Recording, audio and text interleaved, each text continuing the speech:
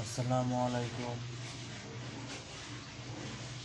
আজকে 16 ডিসেম্বর, মহান বিজয় দিবস। সকলকে মহান বিজয় দিবসের শুভেচ্ছা। অনেক ত্যাগের পরে আজকের এই দিনে আমরা বিজয় অর্জন করছি। সকল শহীদদের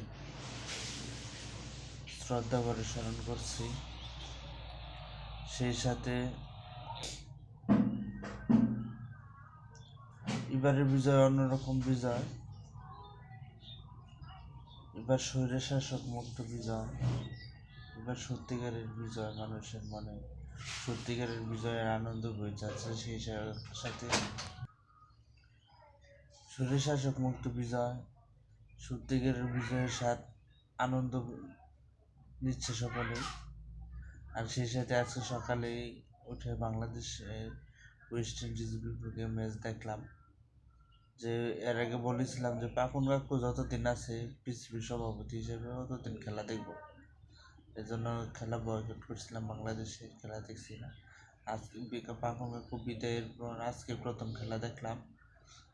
বিজয় দিবসের বিজয়ের আনন্দকে আরো বাড়িয়ে যেন দিল বাংলাদেশ দল। বাংলাদেশ দলকে অভিনন্দন। ওয়েস্ট ইন্ডিজের বিপক্ষে 9 উইকেটে জয়। আর ঘুম থেকে উঠে এই খেলাটা দেখলাম, খুব ভালো হলো। খুবই উত্তেজনাকর একটা ম্যাচ। যে খেলাটা হাত থেকে ম্যাচটা পরে বিক্রি হয়ে গেছিল, সেই মুহূর্তে শেষ দিকে খেলাটা আবার ধরে রাখছে, জয় ছিনিয়ে নিছে।